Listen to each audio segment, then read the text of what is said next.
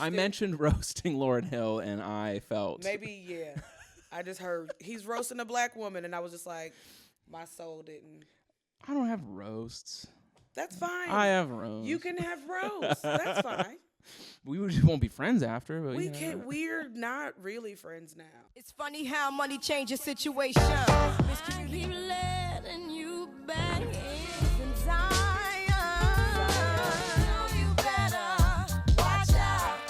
You so good, baby, it hurts so bad, but now I don't. Give them Father for everything is everything. My world it moves so fast today.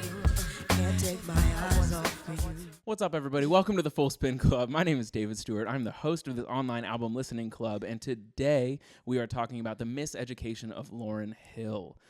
My guest is Karinne Turnbow, everybody, Cincinnati-based comedian. Tell the people hi. Hi guys. My name is in fact Karinne Turnbow. I am a comedian, I think. Okay. I've been doing it for about 13 years. I've probably been funny for maybe like these last like 6 months or so. Your return on investment's a little low. And that's a stretch. So, but yeah, but I do get to perform all around the Midwest. Top 3 favorite clubs in Cincinnati in no particular order: Commonwealth Sanctuary, Bombs Away, that is tucked away inside of the Comet Bar, and Go Bananas for sure are my top 3. And I have played at all of those clubs. Love those guys. So, yeah. Yeah, come out and see her. Come on. Please. See her rip up a stage. But So this is, like I said, is an album listening club. We are learning about our guest while we learn about their favorite album. So Karinne brought the miseducation of Lauryn Hill to the club, and so we're going to dive into that. There are 3 main sections to this show. There is On a Turntable, which is the last section because my brain decided to die. On a Turntable is where we get into talking with Karinne about like herself and the album together. There's On a Pedestal, which is where we talk about our favorite parts of the album, and then there's On a Spit, which is where we kind of like roast the album should we feel it's necessary.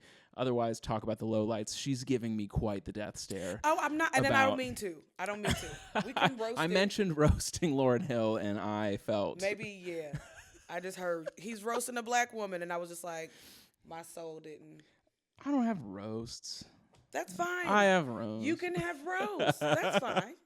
We just won't be friends after. But We you know. can't. We're not really friends now. Damn. I'm fucking with you. I'm about to try to move into this man's house. No. Okay. So, as a precursor to all of this, though, I have a little section that I like to call liner notes, which is the simple question, why? So, Karinne, go ahead and tell the people why you wanted to bring this album to the club as opposed to other albums. Ooh, that's a loaded question. So, this album came out, and I want to say, let me do some Googles real quick. This album came out in 1998. In 1998, I would have been 11.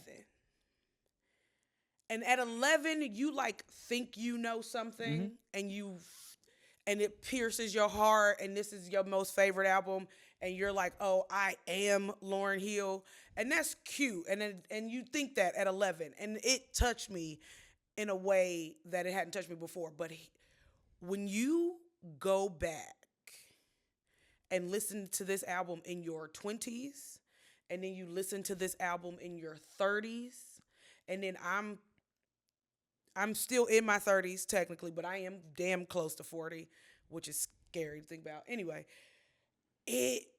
every single time it hits something different. This album ages, it has aged so well. It has aged, and it's not about a race thing, but it has aged as a black woman who lives in the United States of America, and just the whole thing, like, and how like parts of it are very fun and very upbeat, and you want to dance, and you can tell she's just like, you know what, I don't want to be sad on this song. I'm gonna just have a good time. The other parts are like, you can hear her voice crack in certain places that you just have a long day at work and you play the wrong song on this album and you just sliding down the shower wall like I tried my best. Yeah. I gave it my best today, and it took my best and it ate it and it shitted it back out in my mouth. But I did give my best. Like it's just, it is a coming of age album for me. Oh, okay. Hell yeah. Yes. So, in a complete opposite, my introduction to Lauryn Hill was the Whoopi Goldberg classic, Sister Act 2, Back in the Habit. So I came into this album, like I had known it, I had like heard pieces of it, and like, but I had never given it the full listen through until you brought it to the club. So appreciate you for that. But I will say, Sister Act 2 fucking rips. It does. Sister Act 2 rips. For sure. To the point where we did not know who Lauryn Hill was when that movie came out. And then we loved the movie and it was fire. Trust me, little black kids everywhere, like, and little white kids, because they did a little spoof scene of it on Broad City, one of my favorite shows. LOL. Right? And I was just so shocked that 2 white women was like really that engulfed in Sister Act 2, Back in the Habit. So anyway, I say all of that to say though, like, we did not know who Lauryn Hill was. And then once we got like Miseducation, once we got the Fugees. Yep. Once we got the carnival, because it started with the Fugees. And once we was like, that little girl looked familiar. And we went back, we were like, oh shit. Yeah. It's Lauryn Hill. It's Lauryn Hill. Got it. Yeah. This makes sense now. So I will say a caveat. It's like for young black children, absolutely, Sister Act was the shit. But for white children, it had to be a certain.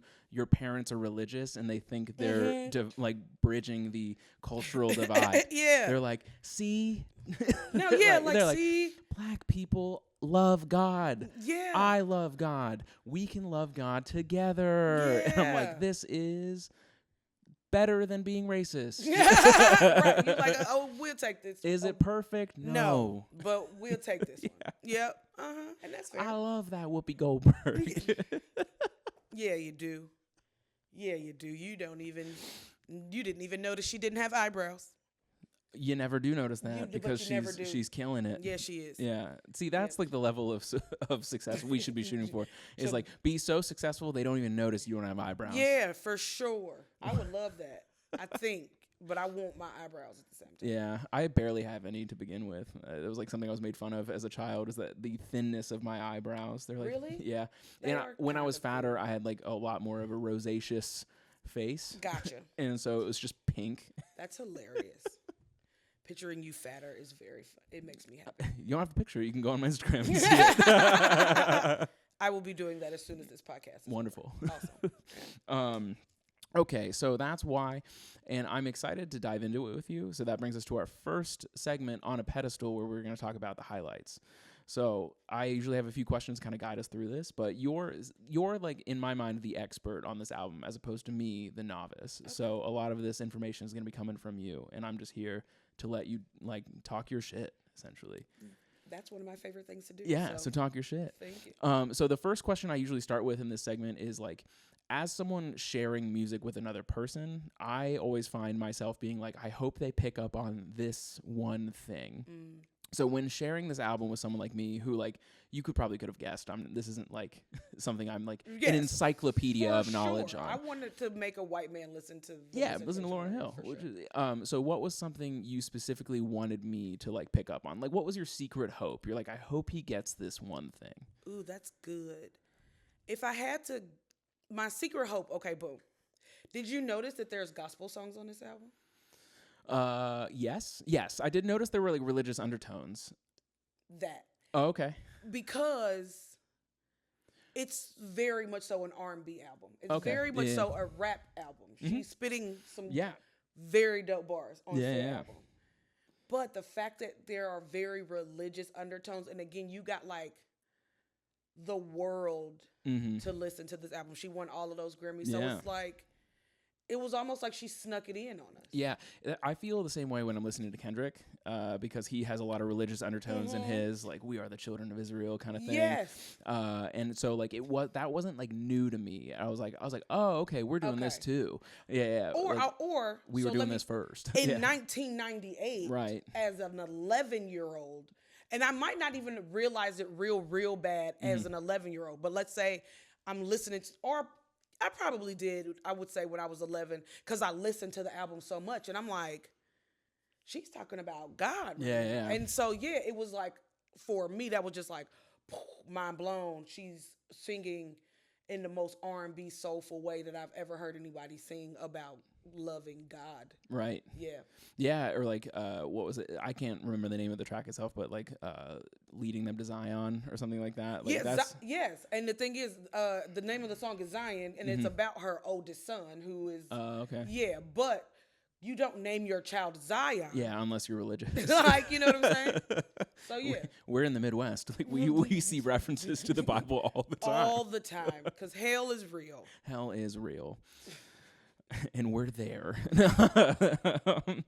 Okay, so that was so what I found like along with like the religious undertones, the things I did come across in my listen were like the mindful topics, you know, being like making, and that's like kind of in my mind what makes music timeless. Yeah. Like you say, like is sort of like a mindfulness kind of like transcendent topic, where like you're talking about more than what's going on in the news that day. You're talking more about what's going like in more like worldwide or like culturally. And it was worldwide, it was culturally, and then it was also like, for me, it was also like let's say you got a young aunt. She's probably like 10 to maybe 12 years older than you. So she might be the aunt you could first smoke some weed. So Lauryn, to me, like, gave you like, because when she says, baby girl, respect is just the minimum. Yeah. Again, I'm 11, 12, 13, 14, 15, and even I had to relearn that at 20 and 30. Like, respect is just the most basic part of it. I have that conversation with my girlfriend all the time. She's like, you're so great. And I'm like, this is literally the bare minimum. And here's the thing. I used to love a guy who was just so, you're so great. I got so excited about just simply being respected. Yeah. Until... And I'm saying probably carried that all the way until I'm like 20, 25, re-listened to the album and heard her say, baby girl, respect is just the minimum. And I said, God damn it, Lauryn. Damn it, Lauryn. If you weren't right, I'm out here getting excited as shit about just simply being respected. Right. It's things like that kind of just. And like, don't get me wrong, I'm grateful to be told thank you for the bare minimum. But at the same time, I'm like, girl, it is the minimum. And you should, you're right, you should acknowledge it and give some type of gratitude for it. So I can respect that part. But you also, again, like I was doing, should not just be like, this is the best man ever. Yeah. I'm obsessed. I'm going to completely lose myself and make my personality be, I'm your girlfriend. Yeah. Or being your girlfriend will be my entire personality. Yeah. And guess what? I'm not even your fucking girlfriend, actually. Boop. We're actually just fucking. It's cool. I had a secret girlfriend one time. It's fine. She doesn't go here. She goes to a different school. Right? What is her name? Georgina Glass? No. I won't call her out on here.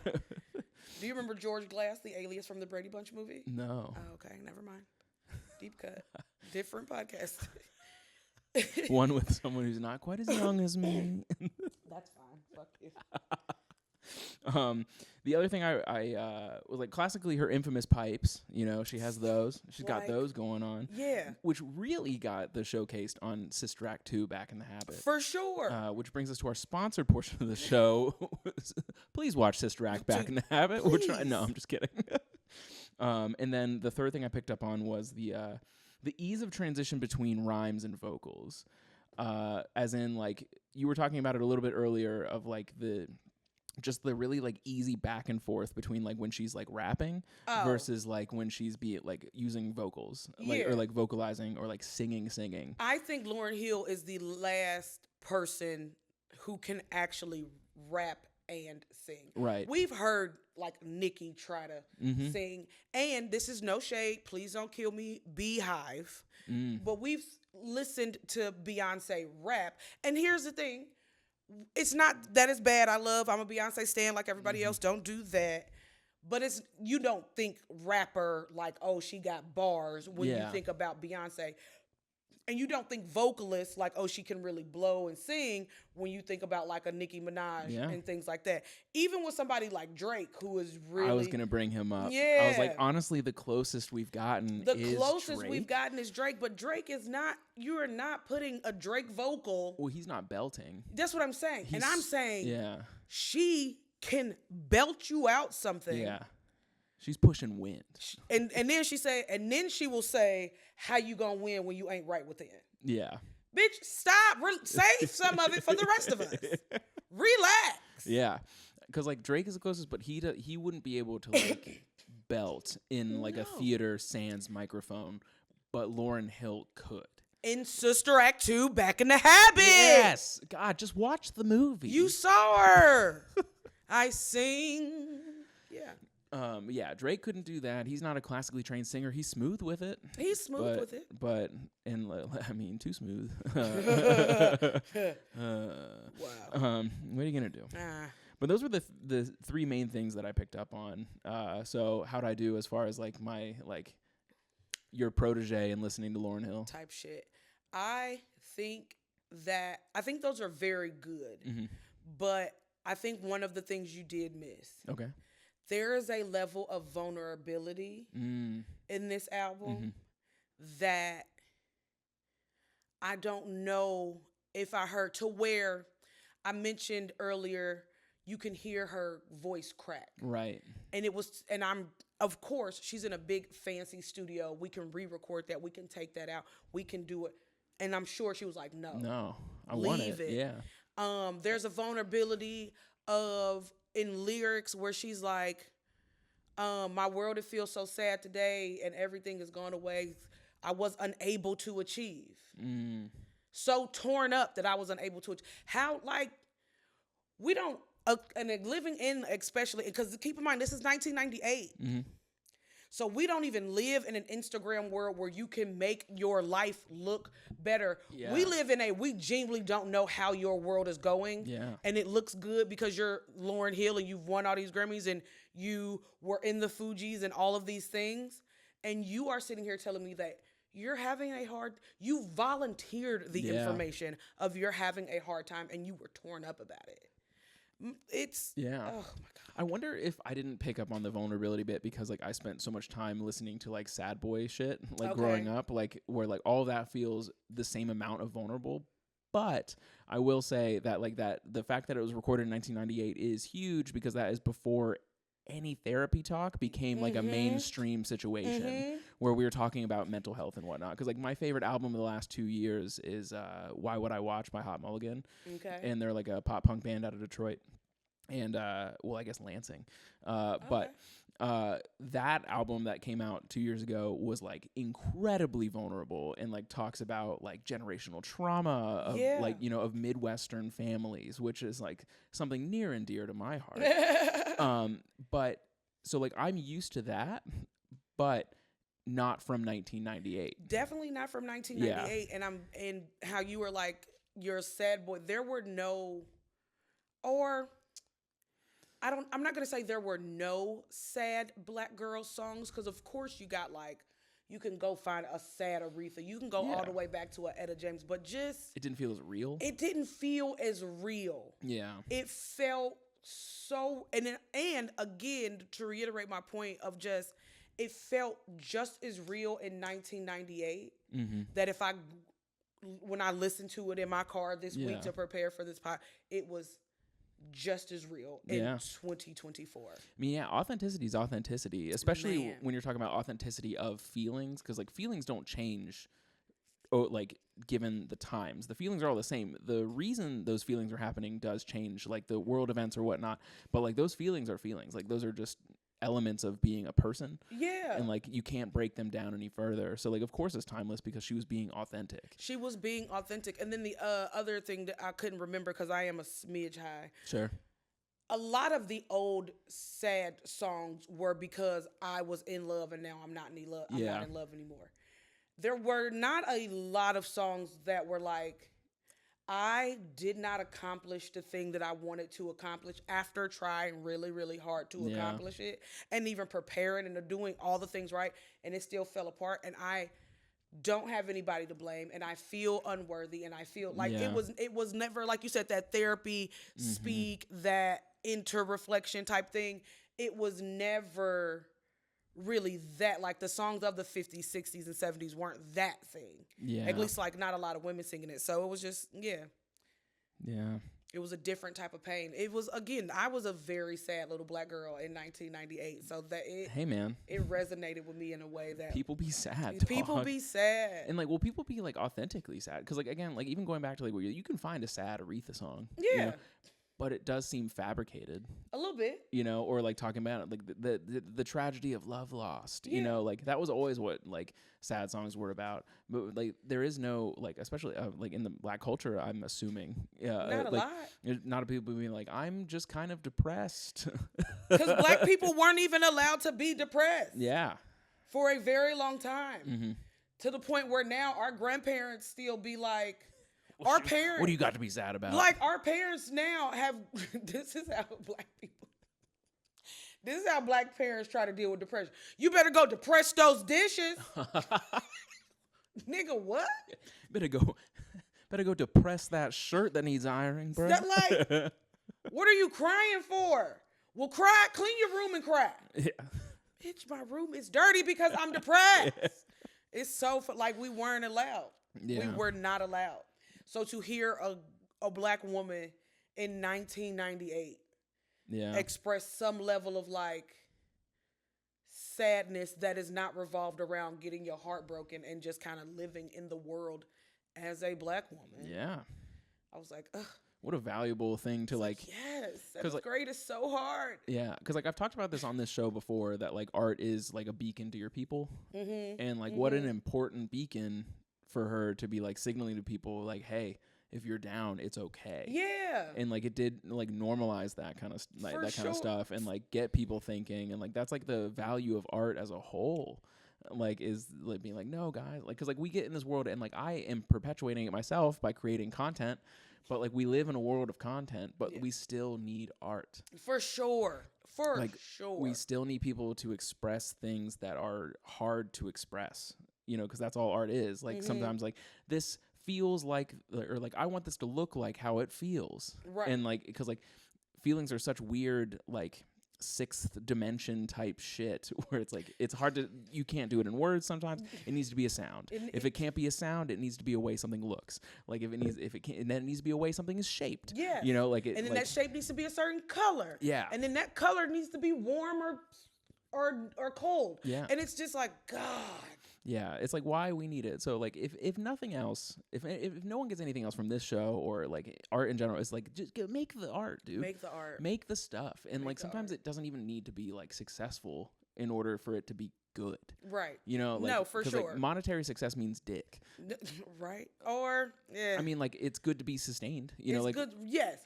And then you could go down the rabbit hole and have a whole nother conversation of what is sustained. right. When is enough? When you know, is like, enough? yeah, Or yeah. are we talking about being financially sustained Yeah. or mentally sustained? Because I'm a huge person where if the job is making me crazy, I can't. Yeah, money ain't it. The money, it's Yeah. not an amount of money worth it. I learned that lesson. But yeah. Like my last job was tough. Like I didn't realize how unhappy I was until I was out of it. But I know a lot of people who are like, the money is motivating enough to make me Oh. stay in the situation. And I am, we listen and we don't judge. Yeah. I'm not judging. Oh, but like if you had asked me, you know, like a year ago when like my job was like being tumultuous and being like, hey, you're probably going to get laid off. Like, and they had been like, but if you sell this chunk of your soul to keep this stability, would you do it? At that time, I'd be like, absolutely. Right. 100%. The Right. fear of the unknown was crazy. So like you do have to like, but like now on the other side of it where like life is a little more chaotic now, but I am generally less upset to wake up in the morning.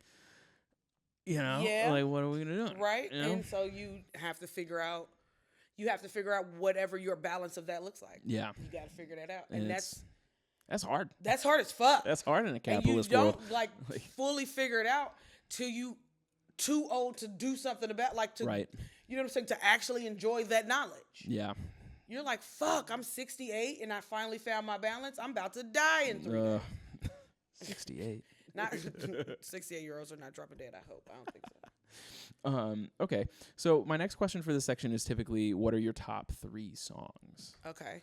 And I have 2 written down because I was like, I'm gonna come across a third while I prepare, and then I stopped preparing. Type shit. So I have 2. I have top 2. Okay. And then I can start with those while you're talking about yours, or while you're, getting yourself ready.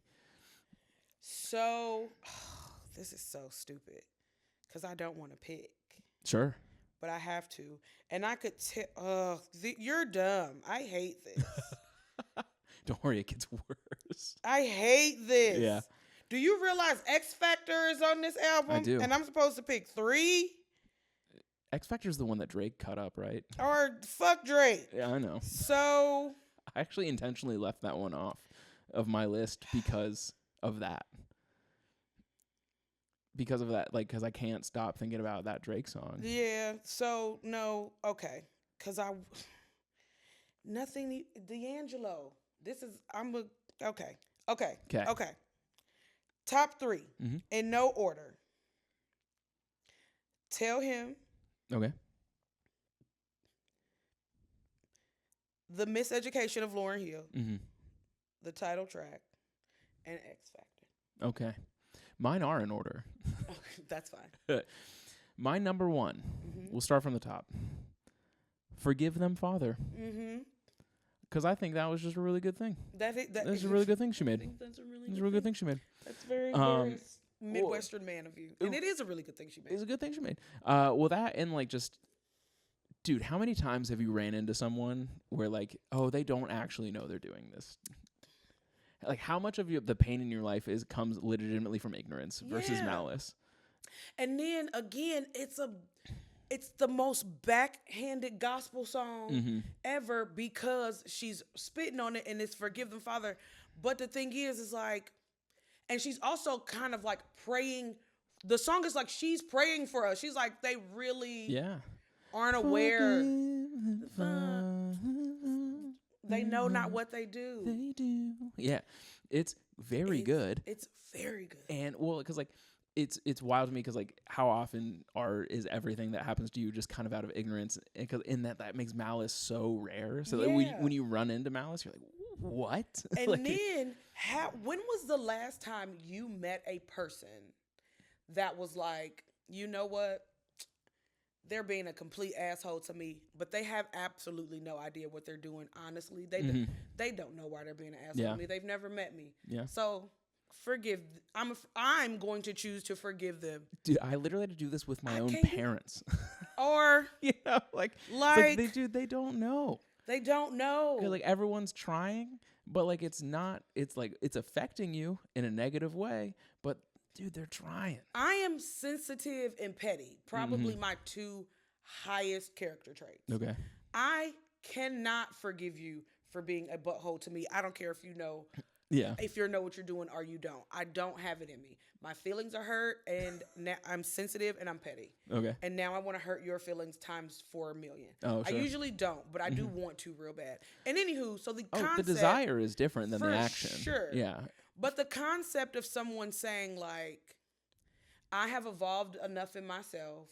I have developed a conversation. I won't call it a relationship. I won't put a religion on it. But I have developed enough of a conversation with God or whatever higher power that it is that I respect, that I can recognize when you are doing some bullshit and you don't even realize that you're doing it, to the point where before you can even get to the realization of what you did was fucked up, I've already forgiven you. Yeah. That's crazy. That's high ass shit too. Yeah. But that's still crazy. Yeah, man. It is like it's a fascinating song. That's why it's my number 1. And also it just sounds good. It does. Like straight up. Forgive them, Father, for they know not what they do. Oh shit, Karinne, I didn't know it was like that. Yeah. Had a lot of I'm like a multi-talented artist. She's getting her EGOT. Type shit. My second one is When It Hurts So Bad. Because it took everything in me to not put that in my top 3. Oh, okay. But I will tell you the reason why it did not make my top 3. Okay, what is it? And it is because, so I liked the song. I enjoyed the vocal. It's featuring Mary J. Blige, which is just crazy to think about. Yeah. Lauryn Hill and Mary J. Blige on the same record. Yeah. Like, that's just crazy Dude, to think imagine about. the same room. Type shit. You know what I'm saying? And so I always enjoyed the song. I always loved it. But it's more cynical 30, 40 years. That was one of them songs That's probably why it reaches out to me. Listen, You know, like and in I'm my saying 30s. that was one of them songs. I listened to it as an 11-year-old, as a 12, as a 15, 20-year-old. And it was a dope song. Yeah. I enjoyed the song. It's a good groove. Yeah. I listen to that song now. Baby. Yeah, damn.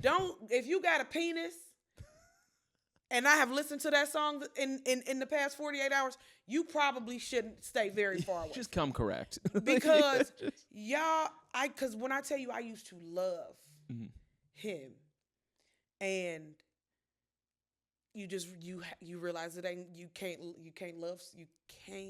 I can't make you love me. Oh my God. Yeah, you can't make you love them, and they can't make them love you back. You can't make them love you. Can't love whatever's in them out of them. You can't love what's in them out of them. Yeah. You can't love them for them. Mm-hmm. Yeah. I don't even want to talk. We've all been down that road, man. Listen, I can't. We've all been down that road, and her and Mary just was like, and like her and Mary used to like go through some like breakups and some shit. Like, good Mary, good old Mary. Yeah. It's sad Mary. I'm sorry. Like, I love Just Fine and in this dancery, but I'm going down, and all the time that that's sad, depressed. Yeah. Getting cheated on by the dude from Jodeci. No, she really was like getting cheated on by Casey. That's crazy. But yeah, like depressed Mary. And so like this is right smack dab in the middle of depressed Mary era, paired with emo Lauryn Hill. Yeah. You got emo Lauryn Hill writing music for Mary depressed J. Blige to sing. Mary Depressed. Depressed. Because that's what it was. The J stands for depressed. Yeah, or it's like Django. The J is silent. It's Mary depressed Blige. The J is silent. Yeah. The J is silent. Yeah. The D is silent. Yeah. But yeah, so those are my top 2. I never came up with a top 3rd. So I think we can kind of transform the next question into just giving me my top 3rd. The last question is there a peak moment on this album for you? Because like there's a lot of times that I listen to albums and I listen for like a legitimately certain one thing, and to like bring it up, like to tie it back to what you're talking about, like with like the voice crack. Honestly, like when I listen to Pimp a Butterfly, I listen to the song You. I like look for it because it it is a brutal song to listen to. It is a scare the hoes song. Yeah. But I wait for that song because it is just so raw. I consider that one of the peak moments on that record. So, do you have anything off this record that would be so crazy that I will just like slide it in as my 3rd? And I feel like the Miseducation of Lauryn Hill. Yeah. That's the one, because it is your sad boy. Mm-hmm. For Black women. But even your sad boy, sad white man will be able to relate, especially in a 2024, in a new age where we are having conversations like this, and I can say you're a sad white boy and you can say Black woman, and it's not a thing, and it's like, and we're having more conversations about the therapy speaking and things like that. Like you would I think you're gonna listen to that song and then you're gonna like put that in a rotation of like Well, also there's like a certain amount of payoff. Like even we talk about it in comedy, like there's setup and then there's payoff, right? There's a bit of payoff in like the titular track, right? Because like it ties the thesis to everything, right? And like I think it's intentional of her to put it pretty low on the track listing. Yes. Because like it's supposed to be like that aha moment that like that again. I'll mention him, and I hopefully don't mention him anymore. But Kendrick Lamar does that all the time on his records. For sure. It's like that aha moment, like The Blacker the Berry is pretty low. For sure. Like Duckworth on on Damn. It's like it's the last song. And like Sing About Me, I'm Dying of Thirst. You know, like those those are the revelatory songs that are like, this is what this album is about. And the fact that it's the title track is Yeah. that is the title track, but it's also the shortest song on the whole album. Oh. And I feel like that is very intentional because Yeah. she's like, I'm gonna give you an album, but the title track, I don't want it to be big and loud. Yeah. Because essentially, even though this record did numbers and won all the Grammys and was huge, and so hear what I'm saying. She still did not want the record, the music, the feel of this album is not big and loud. Yeah. It's very much subdued, so for the the person who feels small. It's for when you may want to feel small. Yeah. Well, even the album cover itself, it's meant for the person in the back of the class drawn on the desk. You get what I'm saying? Like, by all means. Yeah. By all means. Yeah. And it's the miseducation. She's basically telling you, we've been taught wrong. These are all of the things that I have to unlearn. Again, Yeah. therapy speak that we were not talking about in 1998. Yeah, dude, coming of age and realizing, oh, damn, it's fucked. Like, that must be the worst. Now, and, like, keep in mind, she did steal the title from the old Gil Scott-Heron, the miseducation of Gil Scott-Heron. But still. See, I will stand by that being okay because, like, one, I took an entire course in art school about, like, how it's okay to steal. But it's the miseducation of Lauryn Hill, but, like, because, like, whoever made that first record, I've already forgotten what you said. Right. But Gil it wasn't, Scott. yeah, Gil Scott. That's Gil Scott's experience. This is hers. For sure. And so, like, the miseducation of someone is different than the miseducation of the other guy. You know, like, Absolutely. And we all grew up learning things we probably didn't need to learn. no, yeah. You know? And So. but you hadn't heard it from a woman's perspective. Mm-hmm. Gil Scott-Heron was a black man, but you hadn't heard it from a black woman's perspective. You did not hear it from I grew up listening to hip hop like perspective, because we grew. Well, hip hop even had like a really crazy transition. And hip hop had a really like to think about the fact that like Lauryn Hill and I want to say like DMX was blowing up at the same time, and that's all due respect to DMX. Yeah. Rest in peace. And I'm saying there are spaces for him, but because now like it makes sense. You hear Glorilla, and then you hear Megan, and then you hear Cardi, and then you hear Sexy. Lauryn Hill and DMX don't, and I put that in air, don't belong in the same room. No. But you're like, but they do though. They do. I mean, because they both cover different sectors of like human emotion. For sure. And like they're necessary. They're both necessary to exist because we all have that duality in us. Like we all have like the dog pound. No, you know? for real. And then you could even go as deep as like, I don't know if you remember, like DMX used to open and close every album with a prayer. Oh wow. And so it's like they kind of do belong in the same room because again, religious undertones. But and so it's kind of just to get back though, it's like she stole it, the title. Sure. But she needed to, because she was like, here are the things that I need to unlearn. What are yours? Yeah. Well, also, like, it's almost like taking the power back in a different way. Like, it was like, here's what you need to unlearn. Here's what I need to unlearn. And, like, the miseducation, here's what you need to unlearn about that. Here's what you need to unlearn about the miseducation of this guy. You know, For sure. It's all very personal. And so, like, I don't think stealing is a good word. I think interpolating, you know, or like...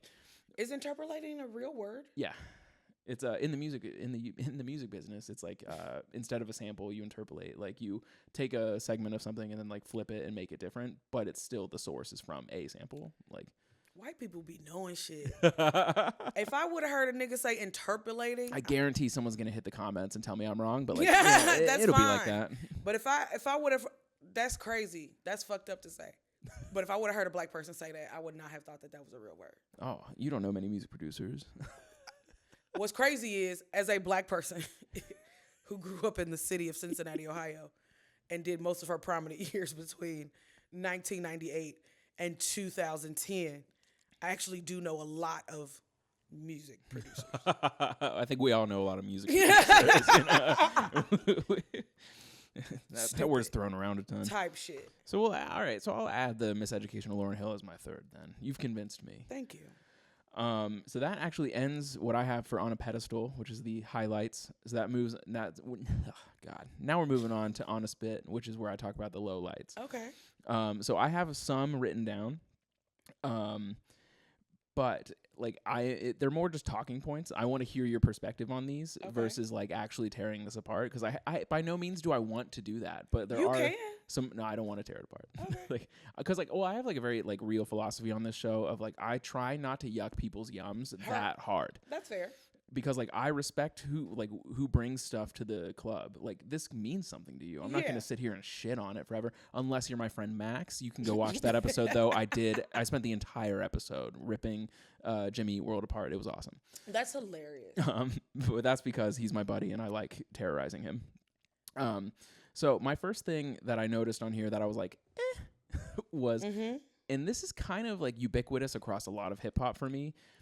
And maybe you can educate me, but like the skits, I never understood skits as like a medium, which you're more than welcome to like educate me on. But like specifically the skits in this album reminded me of The Black Teacher and 10 Things I Hate About You. That's hilarious. And like when the white guys are like, yeah, man, he's like, I'll fucking talk about you. Like, don't get me started on you two. But yeah, it just reminded me of The Black Teacher in 10 Things I Hate About You. That's hilarious because that also reminds me of just that Black Teacher just reminds me of like Michelle Pfeiffer in what was that movie where Coolio been standing most of life when Michelle Pfeiffer was teaching the ghetto children. Oh, I don't know this movie. That's hilarious. Gangster's Paradise. And it might have. It was. Is it named after Paradise was like the hit song on the soundtrack. And anyway, it's of course a very white, very blonde-haired, blue-eyed Michelle Pfeiffer going to teach the not so smart diverse thug class of brown, Mexican, Latin, and black some classic kids. Hollywood or stereotypes we're really into. Like that, or just like freedom fighters. Mm-hmm. Or like the white church goer that saves the black child. Yeah. So that's why that's hilarious. But the skits are one of my favorite parts of this album. Okay. And the skits, I could see why. Maybe because I grew up on them. I don't know. Because like they're in hip hop records when too. When that little boy is like, "What's love?" and he'd be like, "Love, a word that comes." Yeah. That transcends me back to a place of just me being in my room and vibing out to my little one CD player situation. But also, I don't know.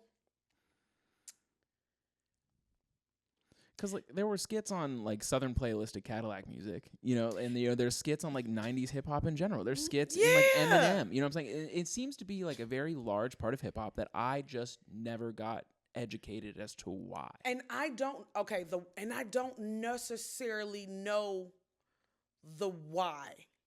And I think part of the reason I don't know the why is the same. Have you ever seen not Vince Staples? Is it Vince Staples? Who is the dark-skinned gentleman? He's from like LA, Bay Area. He's a rapper. He was really good friends with Mac Miller. Mac Miller. Do you know what I'm talking there's about? A few of those. There's Vince. There's Vince Staples. There's also Tyler the Creator and Schoolboy Q. I'm not, and I know who those two other people are. Okay. I'm not that old. I do know who Vince Staples is. I just wanted to make sure I was getting his right name because sometimes I get him confused with the other. Or Thundercat. He was Thundercat. A big friend. I loved him. Yeah. The other Vince gentleman who I think is from Chicago. Oh yes, I'm with you. Oh boy, that's gonna bother me. It's gonna bother me, but none of this matters. So anyway, the whole point, I say all of that to say is, I don't know if you've ever seen an interview where Vince Staples was like, he just thinks it's dumb as hell when people like ask that question of when did you fall in love with hip hop? Sure. And it's because he like, I don't know. Yeah, I've been immersed in it. It just happened. I am hip hop. Like quite literally, like I don't. So he's like, I don't have an answer to that. And I think I don't know.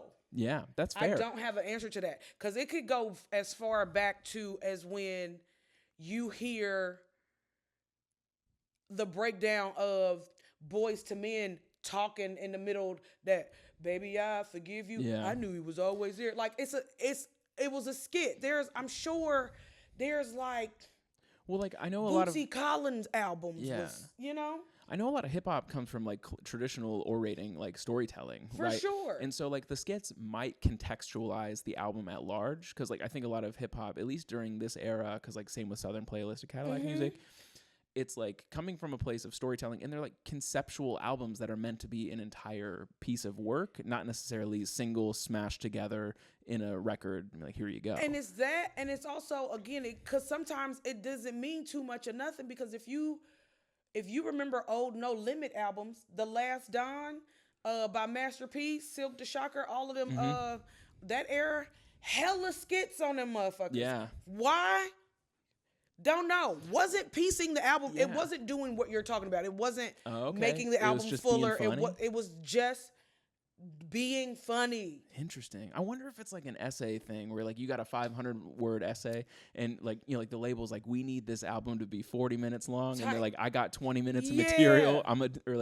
Or even stand-ups who only have 25 minutes material and the rest is crowd work. The rest is crowd work. And so that's I don't know. Now, Lauryn was very intentional about it, and I enjoyed them, and I especially enjoyed it because I think, again, what she was trying to, a very religious undertone, but also at the same time, she's like, we at one point were all children who were taught something, and so it's not necessary. So she's kind of like, it's not your fault. Yeah. You never had that conversation. You were, or you did have, and you were taught wrong. It's not your fault. And then it's kind of, again, as an 11, as a 15 to the 20-year-old, that's maybe, but now that I'm in my 30s, it is, we are still children. Yeah. Who are constantly learning who we are, Yeah. how to deal with us, how to deal with other people, how to be gentle, and it's not your fault. Yeah, that's like fascinating to bring that up, because like I used to be a preschool teacher. See? And like when I was working with 5-year-olds, I was like, damn, dude, we are all just 5. Yeah. Like at 5, you're kind of a person, 100, like almost fully formed. Like, I mean, granted, like there's science behind it. Your brain's not fully formed until you're 25, whatever. But I'm saying, I was like, dude, I feel 5 as hell. Yeah. They're just way better at like not having the bullshit surrounding that personhood, where they're like very honest.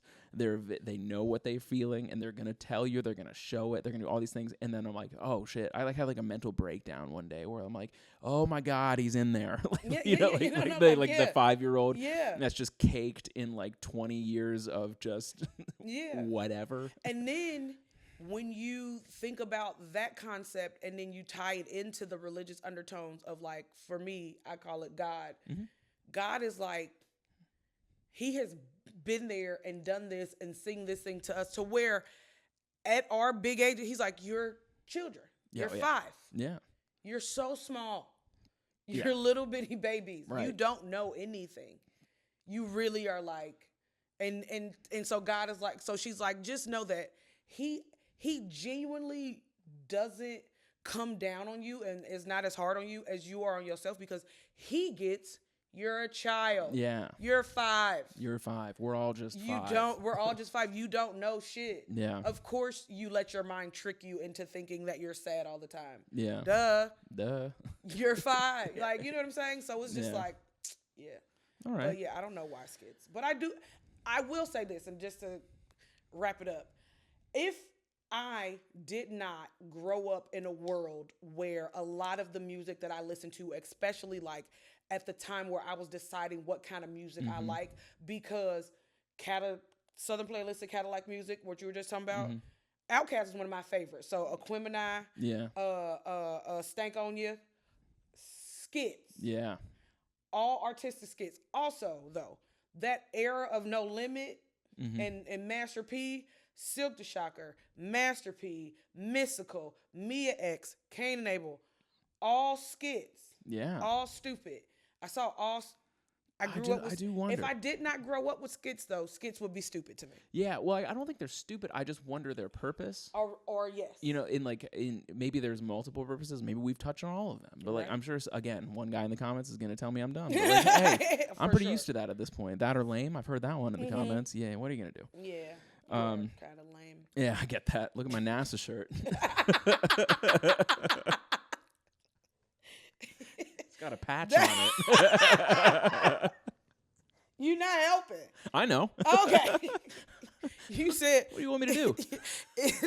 He wanted y'all to Yeah, see, yeah. and he What- pointed to. It's got a patch on it, babe. What's worse, me not owning that I'm lame, No, or and Yeah, like- I love a self-aware man. Yeah. I love a self-aware person. it's what you gotta be. I love that for you.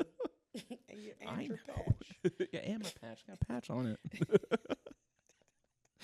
Okay. My second thing that I noticed on my listen that was like, was it felt long, but I attribute that to my 2025 goggles. You know, where we live in such a world now of like, this needs to be short. Or like Right. my attention span is not what it used to be.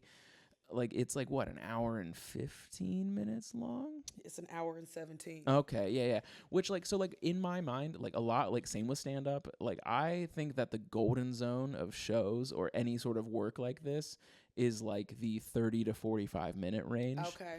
That's just my personal opinion. Anything longer than that, it starts to feel a little bloated. But that's thoughts, I guess, is like about the length of this album. Because like, how often do you sit down and listen to this all the way through? Every time I sit down. Every time you sit down, ever? Or type shit. But every time I put it on. You do it? You do it all the way through? For sure. I love that. Because I want to Yeah. hear the whole thing. And because at first I'm like, I just want to hear this one song. I just want to hear it. And before I know it, I gotta let that. Oh, I gotta let that. Oh, okay. And so boom. I'm somewhere caught in the middle again because I'm a old ass millennial.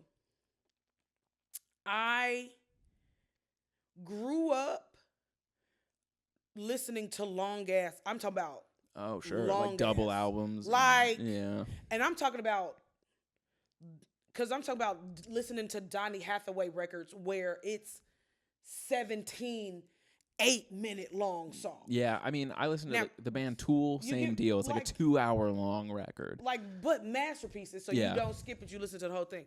You listen to Stevie Wonder, and I'm talking about this is what my mom and dad are playing. So by the time I came of age, and then again, it's 1998, and I'm listening to music. This album was short to me, Oh, okay. but also, and so because I'm used to 2, Yeah. 3 hours, I'm road trip Yeah. albums.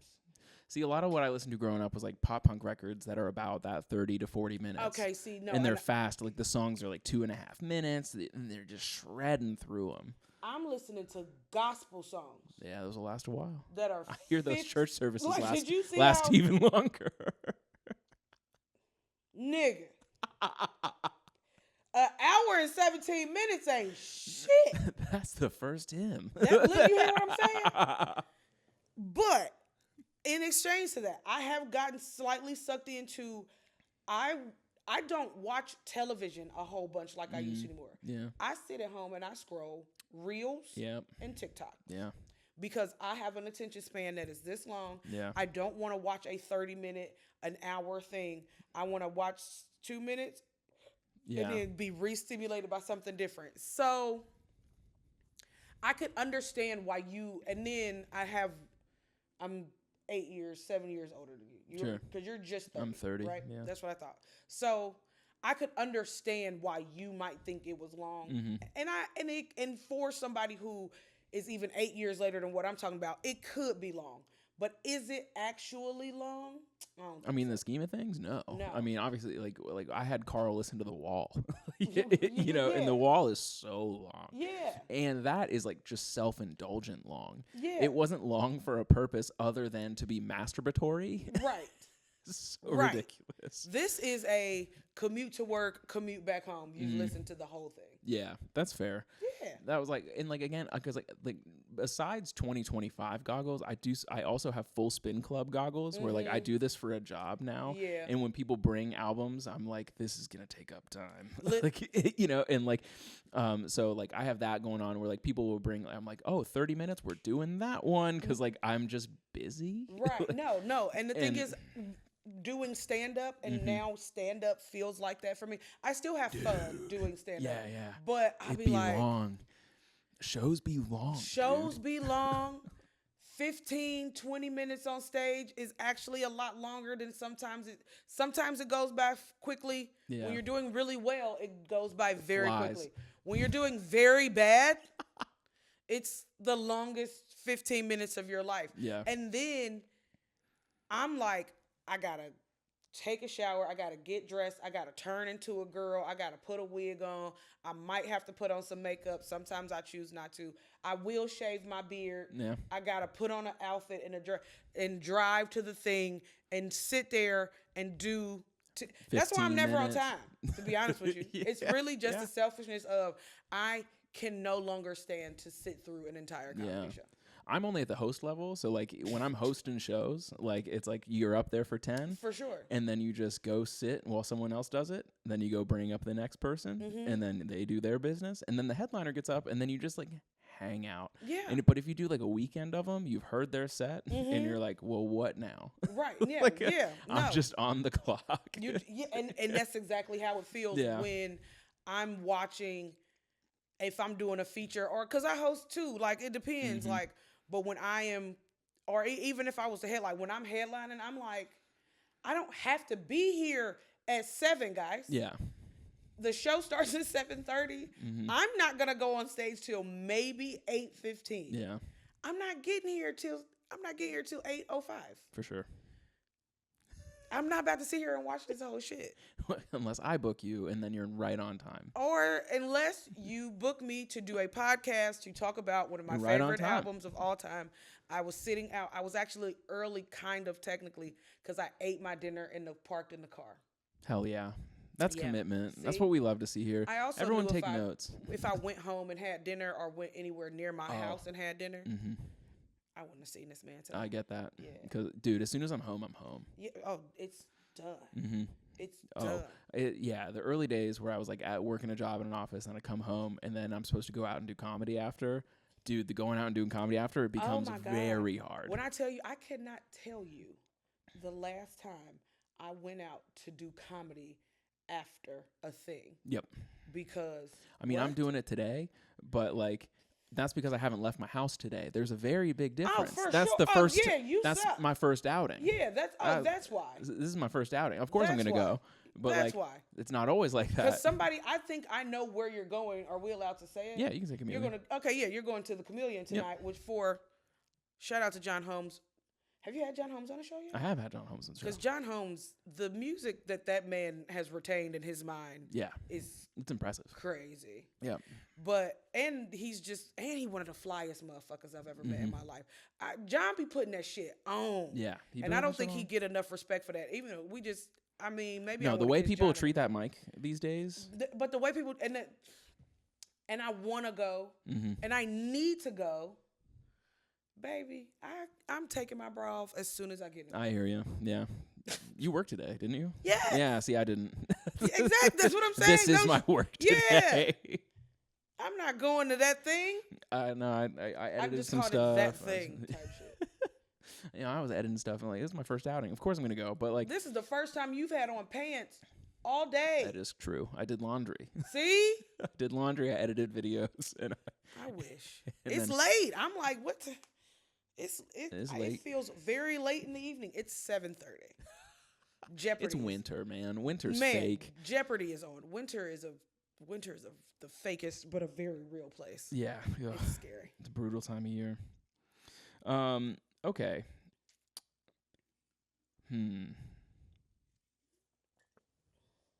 So, okay. This next question is kind of loose, I'll be honest with you. But I'm curious. So, like, speaking of these things, like, so like I like avoiding long run times, or like, that kind of stuff like that you learn doing this craft. Like, what are some things, like, if we talk about like skits or anything like that, is there anything in this album where you're like, I want to avoid doing that in my own work? Is there anything in this album that's like in a negative way? Like, we could take it back and go positive as well, but like, I'm intrigued. Like, what have you learned from Lauryn Hill and be like, I think I'm gonna not do that in my own work? Because like, I have artists that I love and respect, right? Who I'm like, I'm not gonna do that. You're doing great though, like, but I don't want to do that. You have anything that you think that Lauryn Hill does that for you? So I do. I don't think this is a good thing that I do, but what I did learn is I don't want to be that vulnerable with the world. Yeah. I will be vulnerable. I talk about sleeping on a futon mattress, letting a man fuck me on a futon mattress, and period shits. There are things that I absolutely will give the world, but there are some things that will never some shit's not for the stage. See the light of day. Yeah. For me. And here's the thing. I think, and I love why Lauryn did it.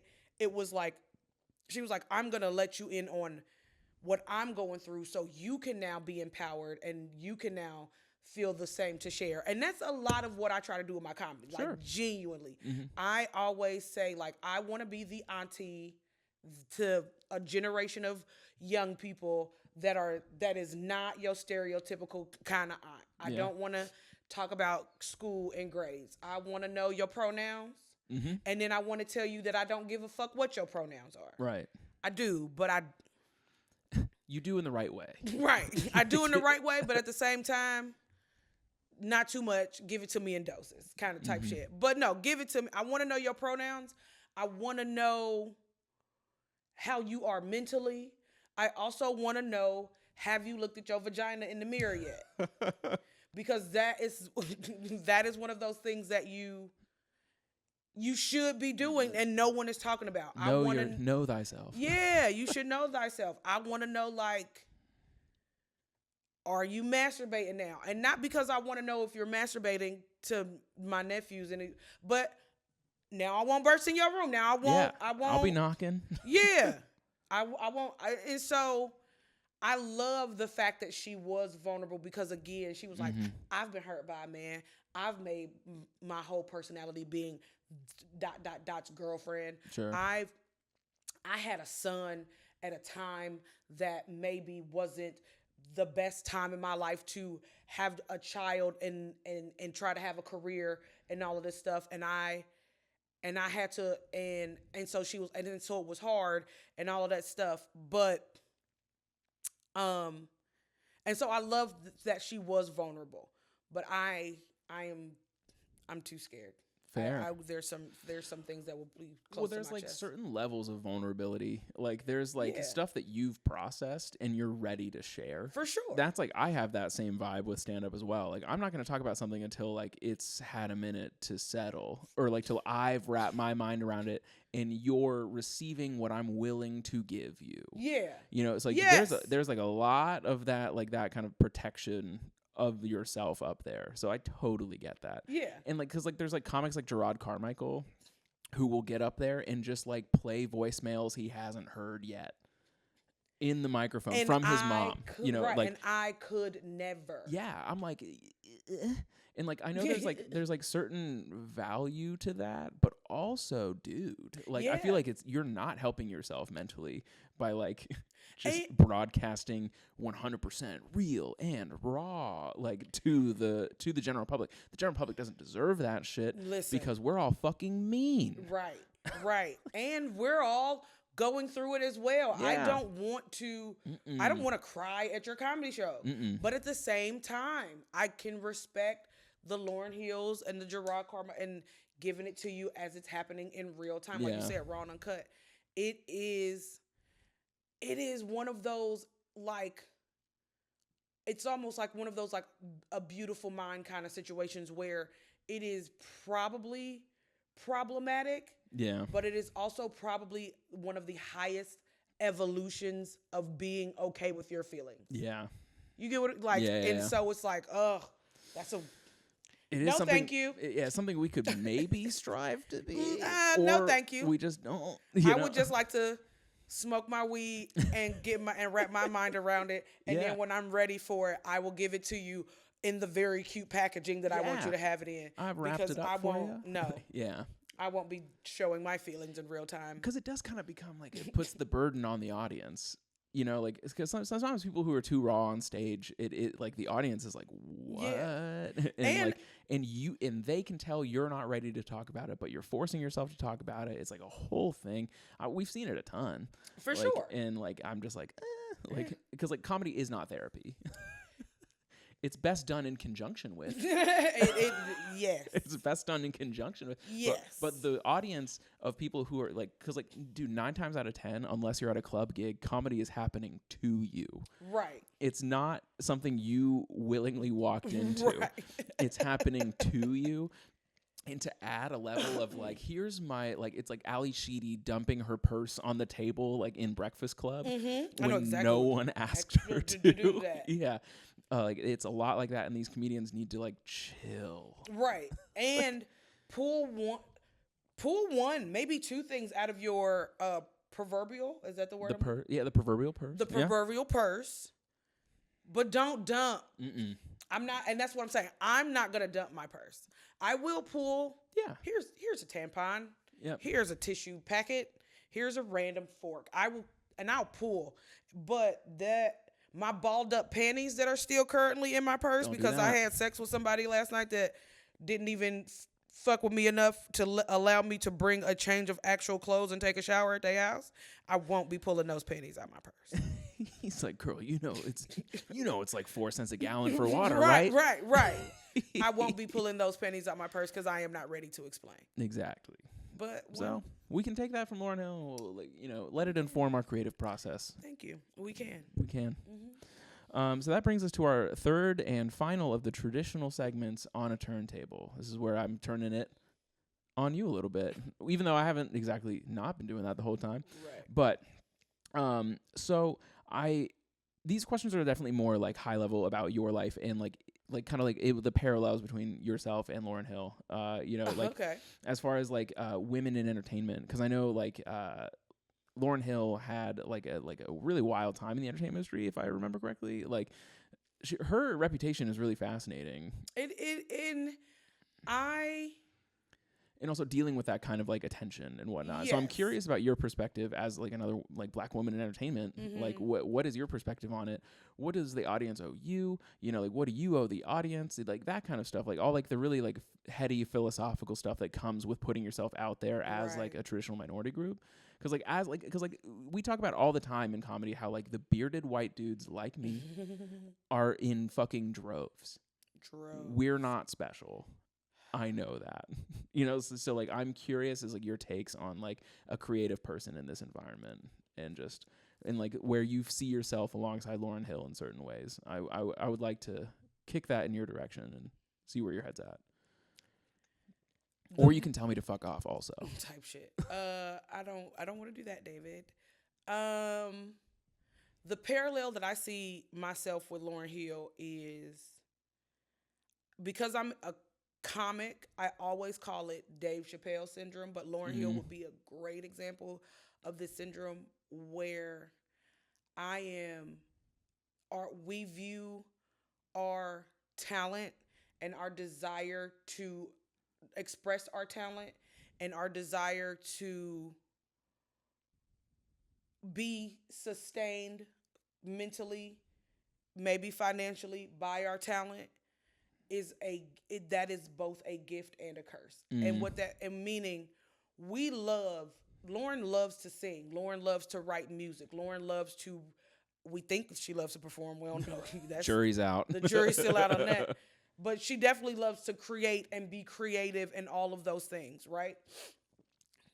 The problem is when you are that person, that to be able to do that in a sustaining form, especially financially sustaining form, you also have to now be famous. And I, like Lauryn Hill, I'm assuming because I've never met the woman, like Miss Lauryn Hill, and like Dave Chappelle, I'm assuming, but I can tell you, contrary to what my favorite thing in the world to do is, which is it's between being an aunt and being a comedian. But let's just for sake's sake being a comedian now. Contrary to what my favorite thing in the world to do is, I am a full-blown introvert. I do not like the idea of being picked apart in the comments. Yeah. I do not like the idea of being in the hustle and bustle that is the fast life of like living in a New York or an LA or maybe even like an Atlanta or Chicago. I do not like the idea of mixing and mingling and being in the crowds of people and doing the thing. I cannot stand it. But do I absolutely need it to be a part of my life so I can then do my favorite thing in the world and get paid and sustain my life? And so I think that is where me and Lauryn Hill would parallel the most. Yeah. I don't think she enjoys fame. Yeah. I don't think she enjoys. Dude, the people who do are weird. The people who do, people who enjoy genuine like fame. Yeah. Attention versus oh my God. Those people scare me. Yeah, it's attention versus reverence in my mind. Like, would I like to be revered? Sure. Like, respected for my craft? Absolutely. For sure. In order to do that, though, you do have to be known. Yes. And that sucks. Yes. Like, I would rather just, like, be in obscurity. Like, I understand why, like, authors used pseudonyms. Like, because, like, they were just like, I am this thing, and I'm gonna go hide in my shack, and I'm gonna write my books. And then, like, y'all can go look for whoever this fake person is, because they are fake. So, like, even, like, Kendrick brought it up against Drake. He's like, you're the weird one who likes being famous. I don't like this. You're I'm doing this fucking weirdo. Yeah, I don't like this. This is like, it's what you pay.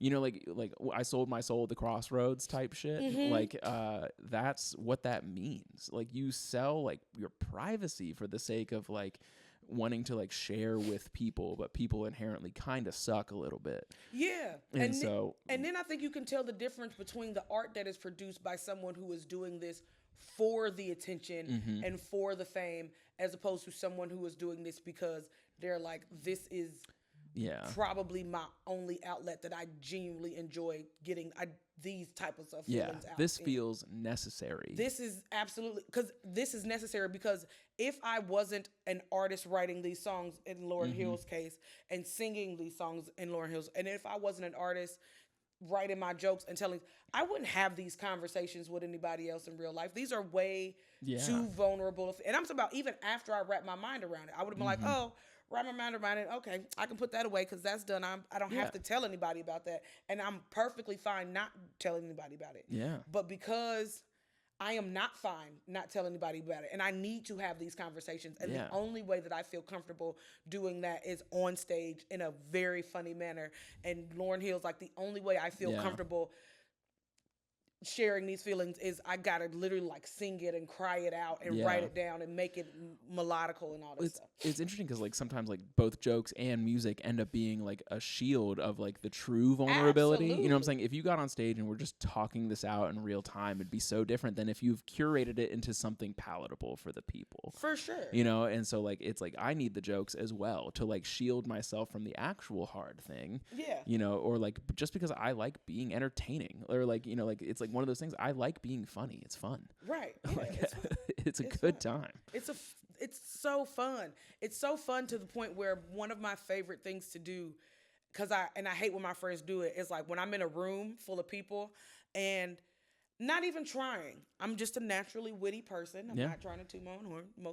Some of us comedians are. Well, the dumb fucks like us who try kind of are. Like, at a level, like you have to be at least a little funny to so be like, I could do that. Yeah. And so now I'm in a room of like majority strangers, and I'm just being witty and charming and, dazzling the room. Yeah. And somebody's like, you are funny. Yeah. You should. Have you ever thought about being a comedian? And I'm like, I'm going to give that some thought. And in the back of and then here come one of my, no, she a comedian. And I'm like, just let me be funny. Just let They didn't have to know that. Now the standard is different. Yeah, the standard is different. Before, tough. I was just funny. Yeah. Ugh. But that's I had one more point I was gonna try and make. I don't remember. You were asking me like the parallels. Yeah, the parallels. The other thing. Oh, like, it's like I think a lot of times like the business end of things gets in the way of the artistic things. For sure. Because like even in making this show, I love this Right. a lot, and like sometimes I forget because like I record episodes really rapidly and then release them over time, and then when I'm out of episodes, I record some more, and like. It had been like 2 months since I had like recorded one of these. Like I recorded all like the first third of this season was done in like a month. Okay. And then I just spent the 2 months after that editing and releasing. And like, dude, that kind of crap gets like so much more annoying because like you have to think about like analytics on YouTube. You have to think about analytics on like your Instagram. You have to do like I'm doing live shows to try and get like the word out about this, and like getting the word out sucks. I just want to do the thing. But like, and so like I feel that way about like the necessity of the suck in order to do the thing you like. And like I get that for sure. Like, but like not even like I'm not even worried about being famous. I have 94 subscribers as of right now. You know what I'm saying? Like it's like that's nothing in the world of YouTube. But like it is like ugh. And it's so funny that you even brought that up because that will go like kind of tie in. I would not be surprised if that feeling that you were talking about, the necessity of the suck, is why Lauryn Hill is now more infamous for being 2, 3, and just not showing up. Yeah. Because she's like, dude, facing the shitty stuff you don't like. I wouldn't be surprised if she is like, if I could just show up if the show starts at 7, I could show up at 6:45, hair looking like whatever, outfit just regular, a big t-shirt and and just have an acoustic guitar and that would get. If I could do my art that way, I would do it. But it's the idea that I got to go through all of this rigmarole before I can do my art. And she's like, and so now I'm going to just take my time. It's going to take me a long time. Yeah. I also imagine, and this is conjecture as well. This is me just making up scenarios. But like, I also imagine feeling relied on by other people to make money must suck. I'm sure. So like these super famous people become their own economies. Yeah. Like if Taylor Swift stopped making music, do you know how many people would lose jobs? Right. No, and like seriously. that must be the worst to feel about. Like, oh my God. Like, so like, I feel like honestly, Lauryn Hill might just be like setting a standard of being like, okay, nobody rely on me because I don't want to do that. And I would, only reason I would slightly think that may not be the case. And again, I don't fucking know Lauryn Hill. Right. Were you making all this up? We're making it up. Because of how dedicated she was to motherhood, I don't think that being relied on in that sense. Sure. But I think being regulated is probably more of what it is. Yeah, like that aversion to being told what to do. Yeah, I think she is I need to do things at my own pace kind of person. And that even reveals itself in the music.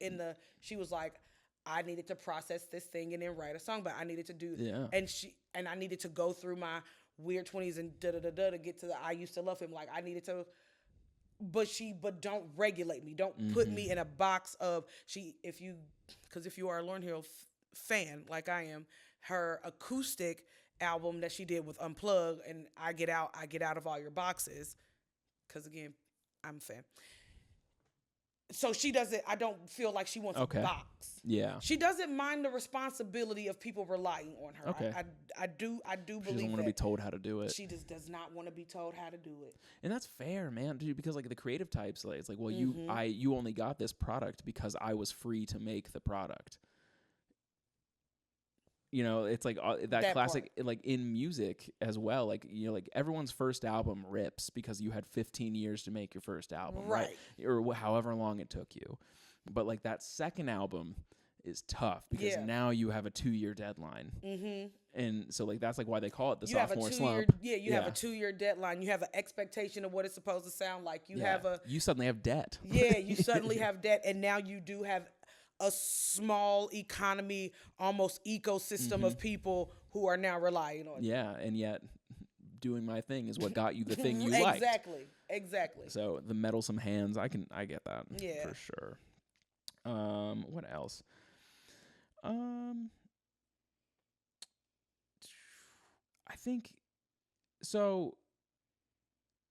Something that stuck out to me about this album was like it seemed both like biographical and almost like a healer kind of thing, like, or I guess like in her it felt more biographical, like if it heals like kind of thing. Like, do you have any sort of expectations of yourself as far as comedy, of like of what you want to provide people? I know you've talked about it like a little bit already, like I want to like, you know, find my people, you know, like and all that thing, but like would you rather be like a healer or a biographer? Where like, do you want to help people through their stuff, or do you just want to share your stuff and then let the people do whatever they wish with it? I guess, do you have any intention behind those choices? For sure, I want to heal. I would much rather be a healer. Yeah. And the only reason I'm sharing my stuff is because I genuinely do believe that the old quote says, "When I shine, I don't dim your light. I give you permission to do the same." Yeah. When I am vulnerable about the stupid shit that I did in my 20s, the stupid shit that I continue to do in my fucking 30s, the stupid shit that I'm sure I will be doing in my fucking 40s and 50s, and just stupid shit. And for the person who thinks that they're the only one, because for a long time, I thought I'm the only one that's doing this stupid shit. Yeah. I'm the only person that I've ever met in my life that has pooped a condom out of her vagina.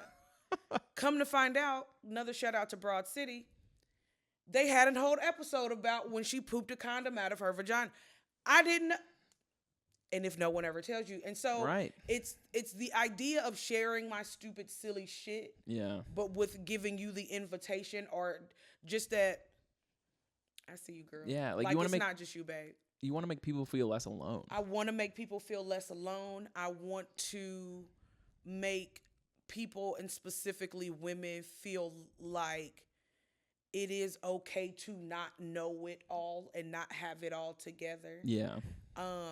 And I don't mind making men feel like that, but because I feel like women are given baby dolls at a young, like we're we're literally set to task from about a year after we're born. Yeah. While boys are like, here's a dinosaur and a truck and a this and a that. Figure you have time to figure it out. Here's another responsibility, little girl. Be an adult right now. And so that's why, like, I want to give women especially the opportunity to be like, do some dumb shit. Or you're going to do some dumb shit, babe. Yeah. It's okay. You're not the first one. This too shall pass, all of the things. Yeah. And then in due time, don't feel obligated in a quick way. When you are healed, if you can, share your story with somebody, with the next little girl. Yeah. I feel similarly. Like, I think back like probably 5, 6, 7 years ago, I was like, I'm gonna heal a generation. You know, I'm like, my story needs to be told. Type shit. And like, but like now I'm more of like it's less about me. Like, yes, I use myself as like most of my material, but like at the same time, it's like, hopefully what's coming across is that like these things are fine. You know, like what you're saying, like, or like life is hilarious. Yeah. Life is funny. Yes. Like, and if you like get over to the like shit of it, life is generally funny. Like, and or like ironic. I think that's like what I want people to walk away from when I'm doing stand up, is that life is like randomly fucking hilarious. I'd rather be the person that observes that and points it out to people. Gotcha. Than like be the person that's like everything's dog shit, because I spent like a lot of years being like everything's dog shit. I'm still very much so in my everything is dog shit. Yeah, but like if you give it enough time, or if you notice the funny part of it, it kind of takes that shitty power away. Like, and you're like, oh, this is funny. Everything okay. Yeah. And like it's easy to move on. It's like a processing tool. And like now I'm trying to like rely less on like my personal story, you know, and now it's more just like, this is something funny I noticed. Isn't that silly? Like, and I want to get there. And I don't think I'm gonna like heal a fucking generation. I'm hoping to get out of Cincinnati one day, but even if I don't, that's as far I as did it once. Yeah, I did it once. Yeah, that like I don't think I'm gonna. I would love to be the next rock star of comedy, the next Sure. Kevin Hart, the next Dave, the next just blow up and you see. I would love that. I also would be okay with a 1-bedroom apartment and a Honda Accord that is being paid for Yeah. by my feature. By the jokes, dog. You know what I'm saying? Yeah. By the jokes. And so I don't think I'm going to like heal a generation as much as I think maybe once I am healed completely, not completely. Yeah, I was gonna but say in that seems like a more lofty goal. type shit. But once I am in a more healed place, then I will be able to see and observe, because what you are doing is observing the funny outside of your own personal world. Because I can't even get past my own shit yet. Sure. I can't, nothing outside of the things that are happening to me is funny to me. Sure. The only things that are funny is the stupid shit that I'm doing. Yeah. And it's because it hurts so much and I keep doing stupid shit and da-da-da-da. That's fair. I get that for sure. Yeah. I don't know where the switch clicked, like as far as like, because like again, like if I like watched the game tape of an old act of mine, I'd be like, oh, this is all about me. What Was the it fuck- maybe when what the you fuck am bought I your talking first about? house before you were fucking 30? Okay. Well, Oh. first of all, I think I was honestly losing the weight. Yeah, it was like the first thing. It was the first thing I ever did that took a long time to do. Got you.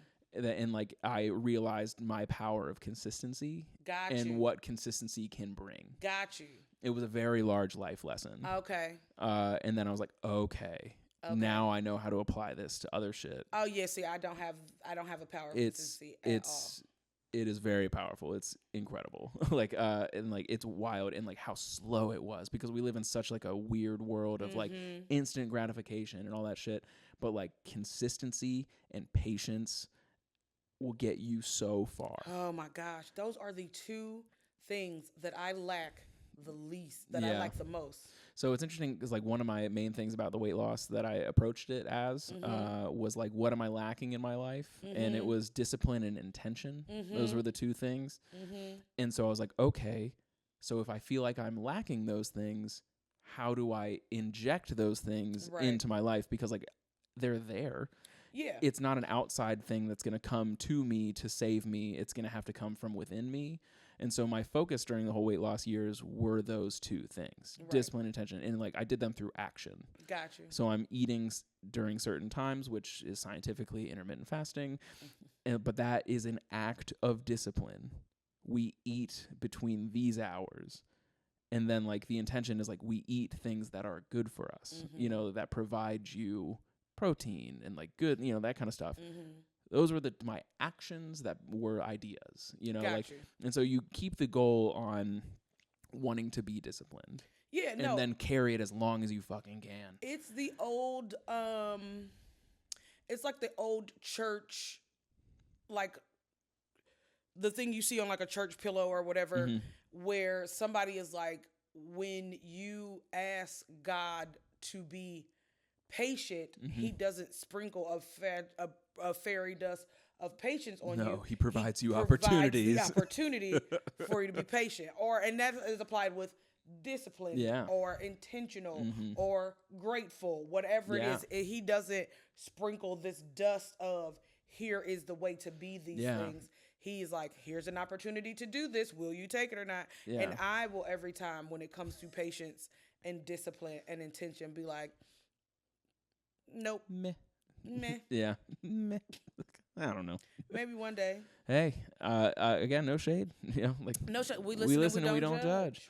But yeah, that was like what really kicked it into gear for me, was like probably the weight loss, as far as like stopping just like going on and on about how like fucked I am and being like, here's what's funny about this scenario. Gotcha. Here's the role I played in this that's funny. Like, here's the thing that happened that's really wild. Like, I just like my dating track record. Like, one of my like favorite jokes is like about how like in succession I dated a girl who worked for Planned Parenthood, and then after her I talked to a girl who worked for 241 Kids. That's hilarious. And I was like, that feels like a very strange pipeline to me. That's and hilarious. Like that's the origin of that joke, is like this happened. That's a weird pattern. I was like, the punchline is like, that sounds like two different solutions to the same problem. Yeah. Like, yeah. you know. That's and so very funny. Yeah, just stuff like that. Let me see. What do I got left for you?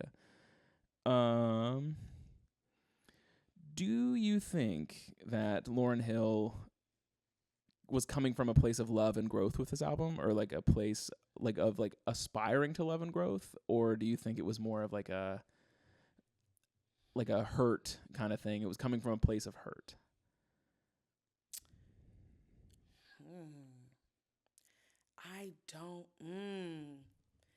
I don't know, because I'm thinking, because when I want to say it was love, I think about though when it hurts so bad. Yeah. I think about how X Factor is not, so so this is what it is. Okay. It just hit me. So boom, it is both, but it is two different relationships she is talking about. She was hurt, because that's why I used to love him, tell him I need. Yeah. She was hurt by I want to say like a romantic relationship, right? To the point where she, and I'm not saying she did this, but maybe she was the girl that like made being Dot's girlfriend her whole personality. A lot of her world revolved around this relationship. And she lost herself, and she like broke her own heart. Yeah. Right? And so she was like, he hurt me, but he also made me realize something in me that needed to heal, and I healed that. Yeah. And now I'm able to love myself more. So I think, it started out as a being hurt by love that turned into a self-love. Oh, okay. Because like it's interesting, because like I always like I've talked about with Nathan Alexander Songs About Jane by Maroon 5. That's an amazing fucking album. Good album. Like I don't care what nobody has says. some rippers on it, but like the ethos of that album is like, I hurt this person and it's their fault. Yeah. It's their fault I hurt them, which is like zero learning, zero growth. Terrible. Like bad. Come from a weird place of hurt, and then it got like transmuted into like manipulative shit. Oh, for sure. Weird. But like having self-awareness like Lauryn Hill does is great, and it does provide growth even if it came from a place of hurt. And I'm wondering, like, is there a parallel in your life in that way? Like, has something hurt you enough to where like it became a growth thing for you and then a growth thing for someone else? Or are we still on that journey? Is that a journey you want to go on, etc.? I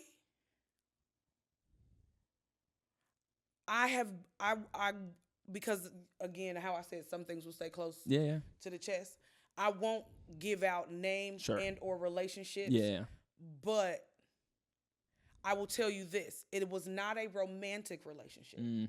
It was it is a relationship that I am currently still in and will be in for the rest of my life. And that person hurt me, and specifically hurt me at a very vulnerable time in my life, aka my childhood. Yeah. And it was being hurt by that person and still having to be in relationship with that person that eventually turned into a certain self-love for me, because now I know what boundaries are. I know how to set those boundaries. I'm top tier at communicating. I really am. Like, I can identify an emotion and tell you where it came from and where it's from. I'm now very logical about my emotions, and that's a gift and a curse and all this other stuff. But a lot of some of my best skill sets when it comes to loving on myself, I'm very intentional about my me time. I no longer apologize about being an introvert. I accept it. I love it. I embrace it. But I also, again, create safe and respectful boundaries that allow me to get what I need to recharge. But also, because something that I did used to do was, I thought because I liked retreating and then not talking to like my friends or my family or whoever for months and weeks and days and months and a year, and then I could just come back and be back in the same place. And it's like, You can't be that kind of friend, though. So now I'm very intentional about cultivating and sustaining and watering my friendships and my relationships with other people. And also they allow me to be honest about, I'm not going out to that tonight, guys. So it was a hurt that happened to me that you could argue is still happening to me. Sure. Because again, I still have to be in relationship with that person. Man.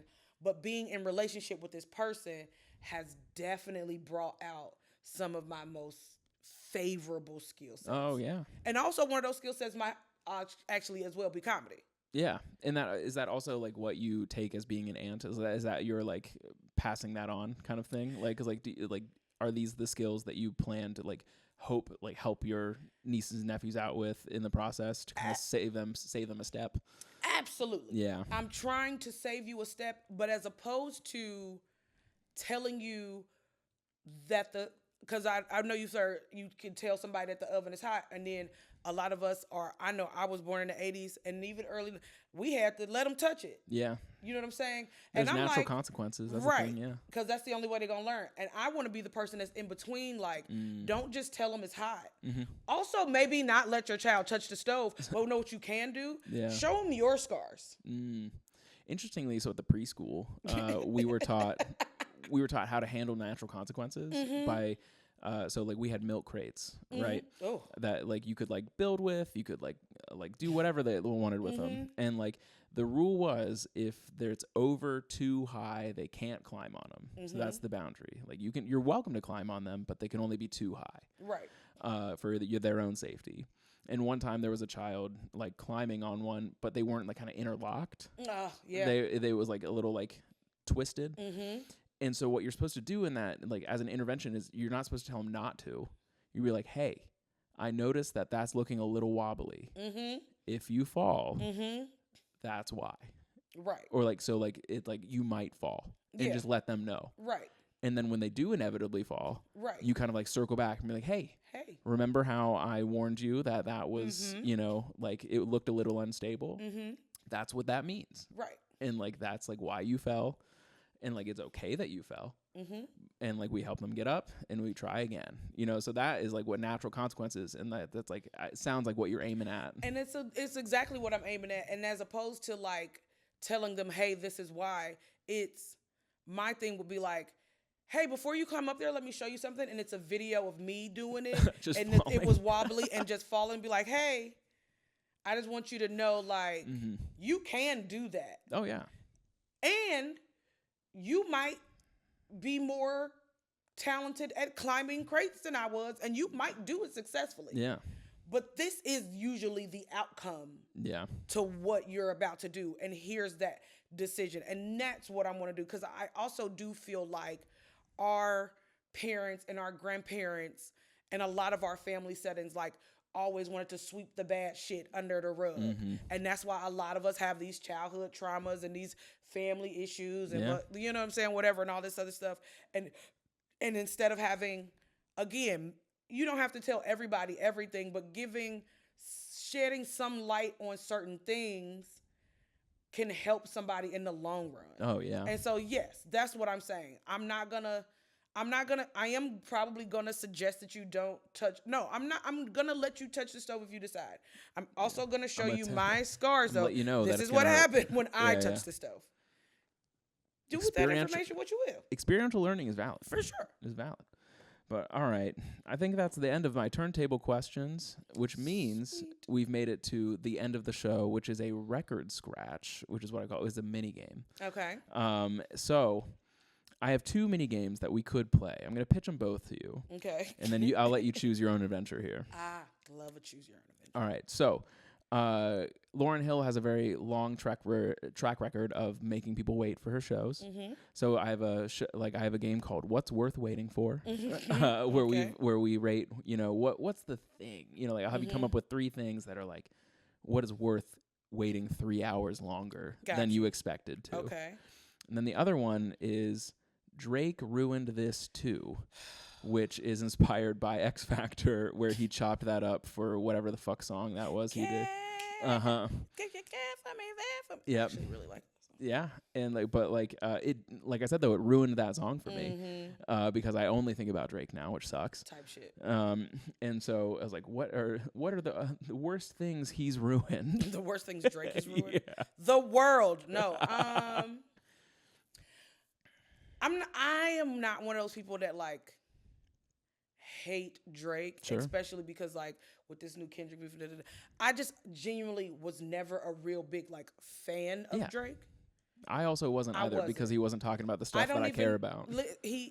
It's all situation shit, fake, and I've Fake love. like fake love. Like I genuinely cannot relate to 90% of the shit that Drake be rapping about. It sounds good. You see, I knew the songs, the singles. Yeah, I listen to the singles. I'll jam at a party, but I've genuinely only ever in life, one time ever in life, sat down and listened to only one Drake album, and I cannot tell you the name of that album, but I could tell you what it looks like, and it's the one where he's at the table with that big ass candelabra. Take Care. Yeah. And I've only listened to it, I think, one full time. And that's the only Drake album that I've ever listened to in its entirety. I'm not even sure I've done that one. I think the closest I've gotten to was Nothing Was the Same. And that's the one where his side profile with the blue sky. Oh, and was he a baby at one point? Okay, yes. Again, never listened to that whole thing. Exactly. I've only listened to the closest I've gotten. I only listened to the singles. So I say all of that to say, I'm not that knowledgeable about Drake. So we'll play What's Worth Waiting For. What's Worth Waiting For. So what's worth waiting 3 hours longer than you expected to wait for? Type shit. So the first thing that comes to mind is a meal, but in a very specific setting. I do not want to be at a restaurant. Oh, okay. To wait 3 hours for a meal. Okay. However, I will drive 3 hours in whatever direction to go to this place that I saw on Diners, Drive-Ins, and Dives, because I'm a huge Diners, Drive-Ins, and Dives fan. Hell yeah. Shout out Guy Fieri. Shout out Guy. And I will drive 3 hours because I just gotta try. You gotta try it. Whatever the fuck. Yeah. You know what I'm saying? That is. So I do think a good meal in that context. I think a good meal like when we just came out of Thanksgiving a few weeks back. Yeah. No one eats the day of Thanksgiving. If you do, you're a crazy person. Yeah. You wake up and you starve yourself for the duration of the day until it's time to eat. And usually you go anywhere between 3, possibly 6 hours without eating, just for the anticipation of being able to fill yourself with all of your family's delectables. Yeah, and I agree. I think food is the right answer.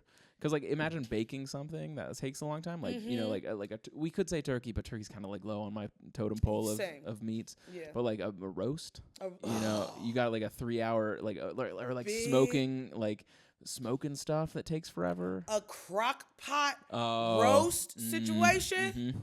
You put that low and slow for 3 hours.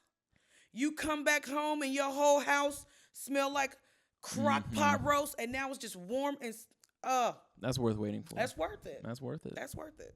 Yeah. Trying to think of one other thing. One non-food thing is what I'm shooting for to think of as what's worth waiting for. Okay, because I got mine. Okay, what's yours? A dick appointment. Oh. Do you know how many? I don't like waiting 3 hours for dick appointments. Sure. Please don't do it. Don't do and that make to me. Wait. Yeah.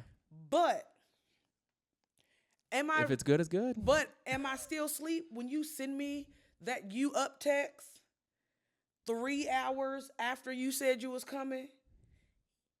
Yes, I'm up. The fuck? Stupid. Yes, I'm up. I don't want to be up because I feel like I should have I don't know words. I should have fallen asleep on you, and you don't deserve for me to be up. But am I though? Yeah. I am. Yep. I am. I think a long flight might be worth it. Like, I hate long flights. I hate long flights. But sometimes, like, you get there and you're like, yeah, fuck yeah.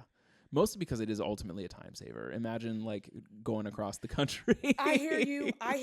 I I'm an introvert. I don't like being anywhere that is not my living room or my bedroom. Yeah, that's fair. And so, like, even a little, like, 2-hour flight to Atlanta, it's convenient as fuck. I love it, especially because my family still does, but would drive to Atlanta all the time. Oh, yeah. All the time. It's an 8, maybe 9. And if you stopping and getting lunch, and it turns into a 10-hour. It's a day. And so that little 2-hour flight where I barely even started my movie and all the things, I loved it. But I don't like flying. And I don't like flying, and I don't like long flights. I don't like being compacted in a spot. And also, I'm fat, and so, like, airplane seats are not made for. They aren't made for the large folk, at all. which I lived for many, many years. Yeah, like. Yeah. So I hear you. I do want to do more traveling and do more flying, but You think waiting for a package?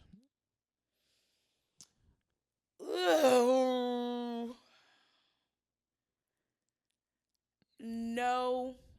And the reason I say no is because, one, a lot of my packages are stupid shit. Sure. Like, I don't get, like...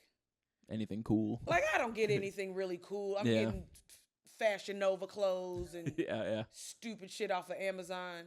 Or, like, not even stupid shit off of Amazon, but, like, cleaning supplies. Oh, sure. You know what I'm saying? You got them subscriptions. Like, you know what I'm saying? Something stupid that's not, like, cool shit. Yeah. And then also because I am now fully engulfed and have been just indoctrinated into Jeff Bezos' universe and his world. I need my shit right now. I need 2 days. I'm a part of the problem, guys. I pay for Prime. We all are. We all are. We pay for Prime. It's fine. It's fine. Their TV shows are okay. Their TV shows are mid. They are mid. But the fact that I can get toilet paper, I can get a 48 roll of toilet paper. From the toilet. From the toilet. The fact, anything that makes me not want to leave anything that allows me not to leave my house, we're in on. 2 thumbs up. Yeah. 2 thumbs up on that. Well, hell yeah, Karinne. We made it to the end. We did. Thanks so much for coming on. Thanks so much for bringing this album to the club. I appreciate you so much. If you have anything coming up, now would be your time to tell the people. I do have some things coming up. I will be doing a burlesque show on January 18th at Bogart's. I will be doing 50s first and 50s last jokes on Jan 4 at Bombs Away Comedy, tucked away in the Comet Bar. What else? And I will be there's a show that I have coming up soon on the 28th. It's with my good guy Sam Malazzo. I cannot. Was that the 20th of? Is that month. this week? That's this week. That's like all right. So this isn't coming out for a few weeks, but okay. Well, support local comedy if you can. We appreciate it a lot. Do all of that. Great. She was also in my show, The People vs. Nickelback, which will be on YouTube in just a few short weeks, maybe even next week by the time this comes out. So please keep an eye out for that. He made me play Lizzo. I did make her play Lizzo. He typecast me. I don't know if I made you. He didn't make me. I politely asked. He politely asked the only fat black girl that he knows, can you be Lizzo? Could've asked Gabby. Gabby's a girl. I love Gabby. Gabby gonna see this and be like, "Fuck yeah!" But if you liked this episode, please like, comment, subscribe. It helps the YouTube channel out a bunch. Please follow her on Instagram. It's the Juicy Dragon. It's Damn Karinne. It's Damn Karinne. DamnKarinne. Damn Karinne. Heck yeah. Support local comedy where you can, no matter where you're watching. We all love it. And you never know. You might see the next famous person and you don't even know it yet. So please support that. We are all trying to make cool stuff. But with that, we're going to wrap up the episode. Thank you again so much for coming. Thank you for having me, David. I really do appreciate it. I'm glad you let me share one of my favorite albums with you. Absolutely. And I loved hearing about it. So I'm excited for this to come out. It'll be super great. And we'll catch you guys in the next one. See you later, guys. Peace out.